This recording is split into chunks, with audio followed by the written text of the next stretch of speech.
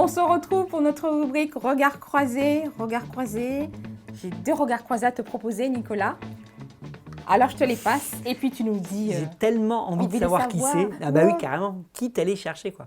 Bon, et tout, j'ai pas été très loin. Hein. Allez, vas-y. C'est parti pour le premier. Ah, Roro. Ok, Nico. Nat m'a demandé solennellement, de manière très officielle, de répondre à une question.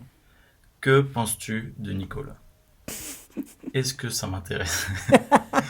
Plus sérieusement, je pense ce que je pense de toi. J'ai beaucoup de choses à dire. Je trouve que tu es un gars vraiment super, vraiment formidable, unique en ton genre. Je crois vraiment que tu fais partie des personnes que si elles n'existeraient pas, on serait obligé de les créer en fait. Tu es vraiment rayonnant. Partout où tu vas, on sait que tu es là. En fait. On peut pas te louper, ça c'est sûr. T'es un super collègue, t'es un super ami, t'es vraiment quelqu'un en qui on peut avoir confiance. T'es toujours disponible en fait quand on a besoin de toi et ça c'est vraiment une chance de te connaître et voilà. De ce que je vois de ce que je vois de ta vie, je vois que tu es un mari vraiment exemplaire et je prends beaucoup de plaisir à te voir parce que je trouve que tu es inspirant et ouais, t'es un modèle en fait. Genre, t'es un bon mari et ça se voit. Et t'es un bon papa également et ça se voit. Et du coup, je suis vraiment content de passer du temps avec toi et autour de toi. Enfin, voilà quoi. Et voilà ce que je pense de toi, Nico. Je t'aime. Alors, Salafranc, moi, je l'ai côtoyé comme collègue au collège, donc dans un cadre professionnel, et c'est vrai que je l'ai côtoyé avec plaisir. Il était toujours à l'écart des médisances, des histoires, c'était vraiment quelqu'un à qui on pouvait accorder sa confiance. Et j'ai d'ailleurs pas souvenir de collègues avec qui il ne soit pas entendu. C'est quelqu'un de très calme, alors moi ça me fait du bien d'avoir des gens calmes autour de moi, ça contrebalance un petit peu, mais quelqu'un aussi qui est extrêmement drôle, en particulier avec de l'autodérision, face à ces maladresses qui sont parfois hallucinantes. J'ai aussi beaucoup discuté avec Salafranc, on a eu pas mal de discussions, il m'a fait rentrer dans son univers, ce que j'ai fait avec plaisir.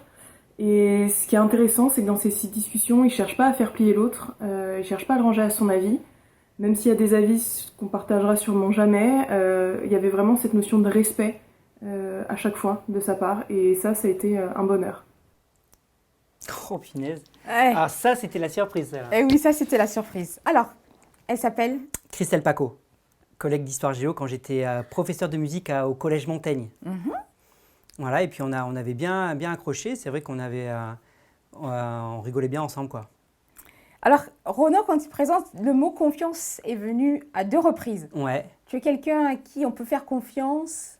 La valeur j'espère. confiance, bah oui, la valeur confiance. Est-ce que tu t'attendais à ça? Parce que c'est pas évident d'entendre cela de nous. Ouais, c'est vrai.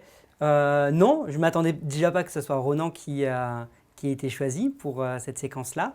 Et ça fait toujours plaisir de voir qu'on est quelqu'un en qui on peut se confier et être un modèle. Oui. C'est toujours...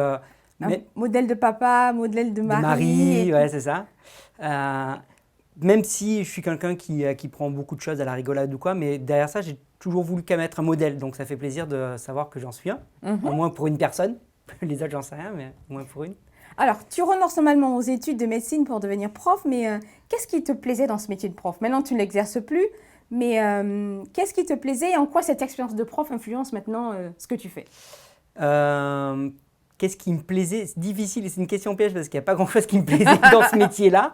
Et alors, je rectifie un petit peu, je n'ai pas renoncé aux études de médecine pour devenir prof. J'ai échoué aux études de médecine. Ah, d'accord. Et en fait, j'ai passé 2 fois le concours de médecine et quand on échoue la 2e fois, on reçoit un papier avec un tampon rouge marqué « Exclu des études médicales ». D'accord. Donc, je n'ai pas renoncé. Ils m'ont écarté et je me suis tourné vers prof, mais ça serait une longue histoire. Ce que j'aimais vraiment, c'était les vacances scolaires, d'avoir 2 semaines de vacances toutes les 6 semaines et 2 mois l'été. Oui. Voilà, et avoir du temps libre. En fait, blague à part, c'est vraiment pour ça que j'ai choisi ce métier, c'est pour avoir du temps libre à côté. Parce que moi, ma passion, c'était surtout la musique.